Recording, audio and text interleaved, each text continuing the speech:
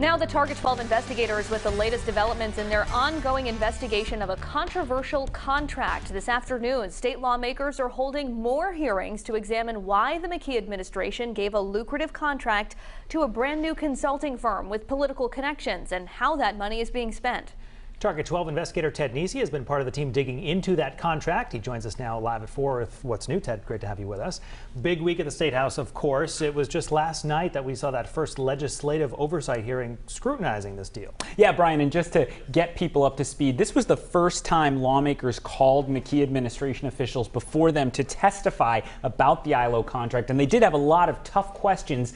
Just to remind everyone of the basics here, the state awarded a new company called ILO Group a consulting contract, partly to help reopen schools during the pandemic, even though ILO bid millions of dollars more than an experienced competitor. Now, ILO was incorporated 2 days after the governor took office, and its managing partner was working for the governor's longtime ally, Mike McGee, while she was bidding on the contract. And guys, that connection between ILO's managing partner and the governor's longtime advisor was a major focus for skeptical senators at last night's hearing. Yeah, and Ted, as you listened to their questioning of witnesses yesterday, they were very focused on a Zoom meeting that happened during Governor Dan McKee's first few days in office. Yeah, that was a major focus, Kim. The governor's calendar shows his office called a Zoom meeting 3 days after he took office.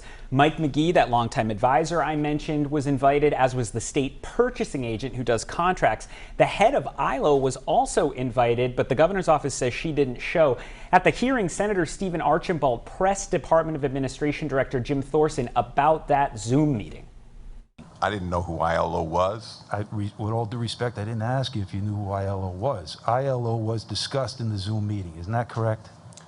Within the context that Mike McGee had known people at ILO. It was discussed in the Zoom meeting. That's yes. Correct, right? Correct. And of course, Target 12 monitoring both of those hearings this afternoon for any additional developments there. Meanwhile, yesterday was also primary day for a portion of the east side of Providence.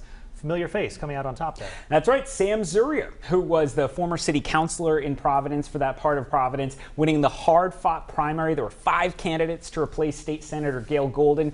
You know, I would say Zurier ran a somewhat more low-key campaign than some of his rivals who touted big endorsements or had a lot of fundraising money. But a number of voters said they remembered Zurier's strong service they felt on the city council and decided they wanted him to represent them again. And Zurier, I will say, is heavily favored to win the seat in the general election, the special election coming up in November, but he does face a Republican, Alex Cannon, in that election next month. All right, Target 12 investigator Ted Nesi, thanks so much for being here. Good to be here.